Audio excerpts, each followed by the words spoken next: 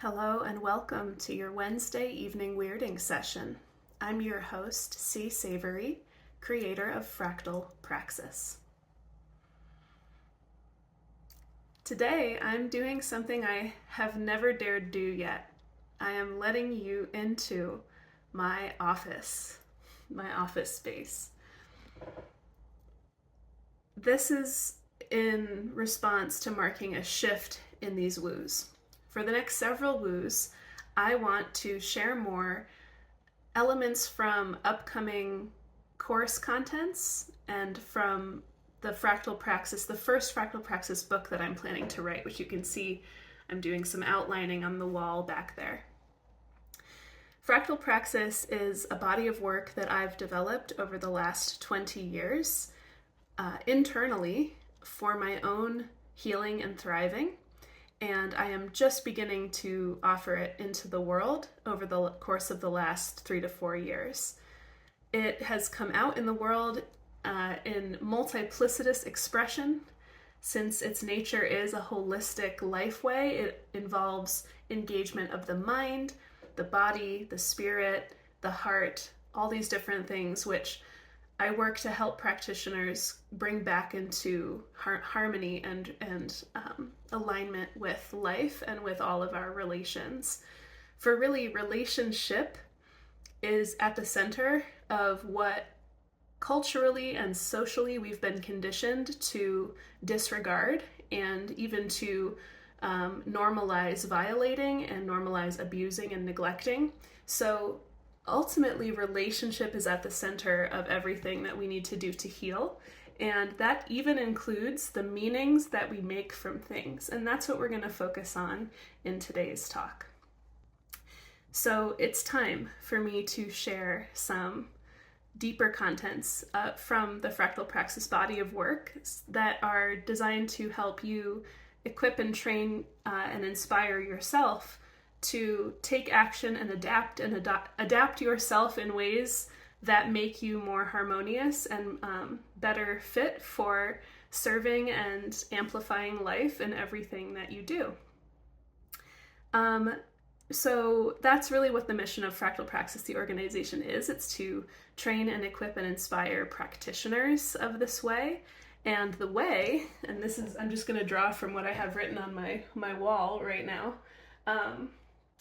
The way is life's way, life's core praxis, which is sense-making or meaning-making for greater integration. That is the pattern at the center of life that we forget that we are, but we are that.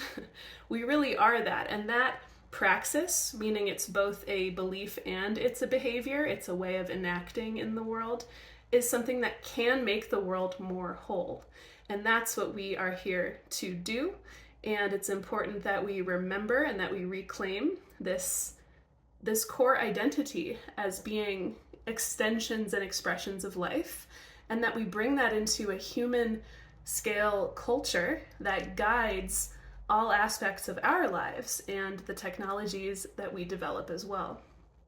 So in the beginner coursework, and I've teased this in previous WEWS talks, the beginner coursework, there are 3 kind of pillars to what the practitioner of Fractal Praxis should cultivate in themselves. And those pillars are meaning, agency, and sync, which means synchronization, or intuition. So syncing yourself with the greater process of life around you also relates heavily with cultivating intuition. Today, we're going to go into an especially juicy, big topic, which is meaning making. So I contend that life's core praxis, life's core pattern, is to learn. It's to make sense of the environment and to integrate that, internalize that into adaptive responses that enable, of course, any organism to survive and to thrive and to reproduce.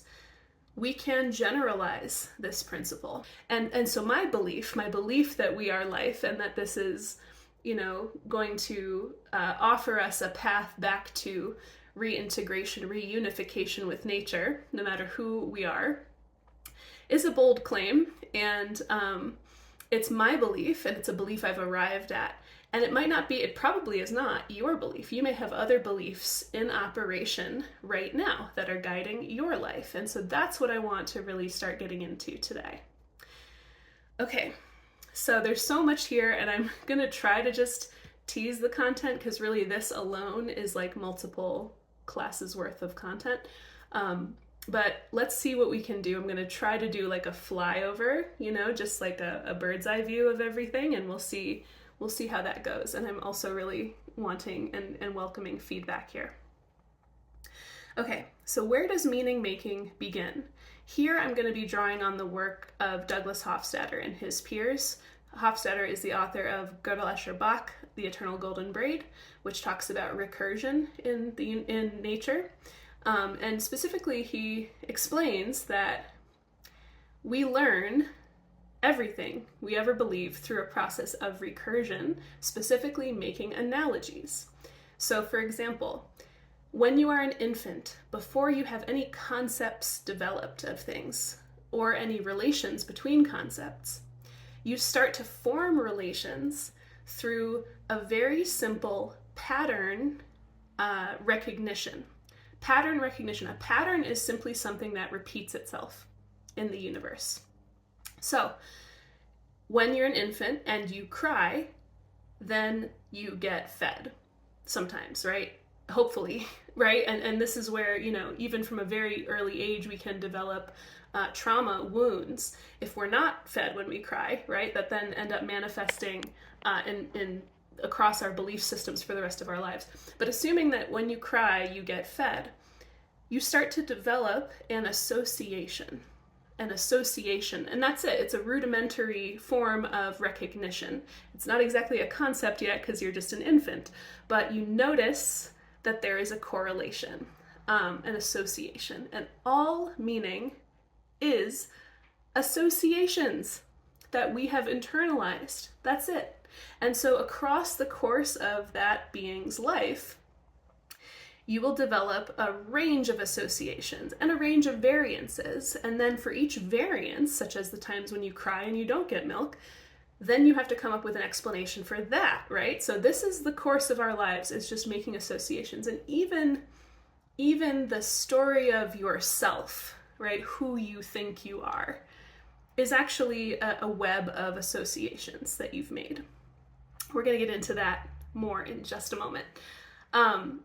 So most of this is passive, and it is the essence of what we mean when we say conditioning, right? All of us have been conditioned from before we had any consciousness or any agency of self. We just have received information.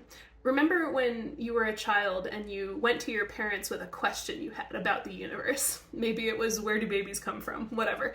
Some question that you really couldn't make sense of on your own, and then you asked your parents, and how they responded. Their emotional response, their nonverbal communication, and their verbal communication imprinted onto you and may have shaped your beliefs for much longer, maybe than even was appropriate, you realize later in life, right? So this is typically passive, it's conditioning. And before we can develop agency, which comes with age and maturity, before we can develop it, we're just mostly being passively conditioned. But any and every time that you say to yourself, I'm not sure, right? And you notice the cognitive dissonance, however subtle, within yourself versus what somebody else or something in your environment is representing to you. Those are precious moments for developing agency. And practitioners of fractal praxis should look for opportunities to really develop their agency, specifically around inquiry, around asking questions of how the world is. Okay. We're going to come to agency in a later talk, but I'll just leave it there. When we do develop agency over how we categorize things, and how we therefore interact with the entire world. That is critical for transforming our relations across the board. And so let's get into that actually. I'm going to use an example here that I want you, dear watcher, listener, to engage in. Okay, here's the example. How do you define yourself? How do you define yourself? Self. What does that mean to you?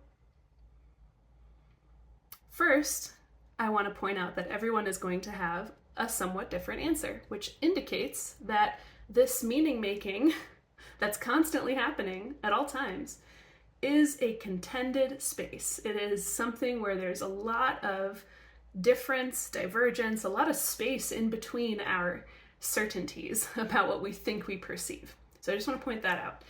Secondly, let's explore what self could mean. Perhaps your first response was that your self is your ego or your persona, the persona that you present in the world. That's a valid definition of self, sure. Perhaps you defined yourself as kind of everything within the limits of your flesh and bones, your individual existence as a being in the universe. That is yourself. That's also valid. Maybe you have evolved into having an even more expansive definition of self, and you define yourself as more in terms of your interbeing with all other living systems. And so you recognize the truth of your solidarity with all other beings. And so yourself is a system. It is comprised of all your interactions. It's comprised of your family and cultural lineage. And that's yourself. Also valid. Okay, now I'm going to introduce perhaps a new idea, a new to you idea, which is how I define self. Notice that all the other definitions of self just given so far focus on the self as a noun, which in English is like an object, a fixed idea. But what if the self were better understood or more adaptively understood, meaning more adaptivity is lent when one believes this next thing? What if the self were to be understood as a process, primarily a process? And this gets into some of my, the contents of the book, where being, capital B, being as a process is actually a richer terrain for orienting ourselves in the world than selves as fixed objects. A self is a temporary structure. Temporary in terms of the person dying, of course, temporary, but also temporary in terms of your map, your inner map of yourself is also temporary. And any ego or persona or self-definition is subject to evolution and change in your own lifetime. So it is a temporary structure. A self is a temporary structure that lends evolutionary advantage. If it lends evolutionary advantage, the self persists, and if it does not, the self transforms, changes, maybe even dies and is reborn, right? A self is a temporary structure that lends certain survival advantages in certain contexts. In other contexts, it is a burden, and it does not lend evolutionary advantage. So, being as a process, self as a temporary structure that itself is subject to evolution. Now, what happens, dear watcher and listener, when you adopt this new lens on self, this new category, way of categorizing phenomena in the world? What happens when you adopt this belief of mine as your own? What changes? Well, here's the thing. Everything changes, right? Potentially all interactions shift from this nexus of shifting an operational belief. This is the significance of meaning. Internalized within me is a map of meanings to everything external to me. And to the extent that my map of meanings is effective, it is adaptive, it is fit, using evolutionary language, it is fit to the truth, then I will have evolutionary advantage. I will have survival advantage and advantage in terms of effectively identifying, predicting, and navigating phenomena in the world, right?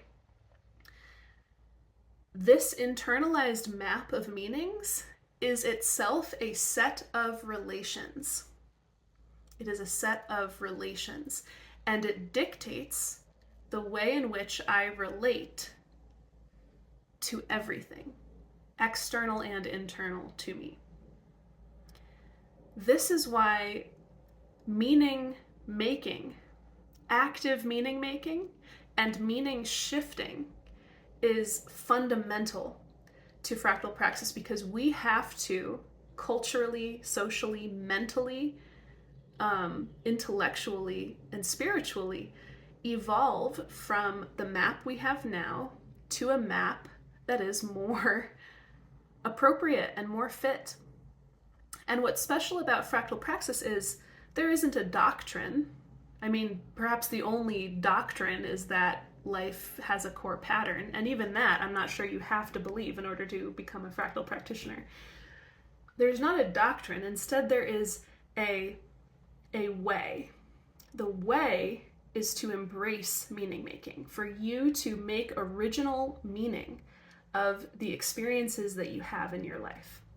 We have to trust that the world in general is actually capable of showing and sharing and giving us experientially feedback that is true about the world and that enables us to adapt our systems of meaning.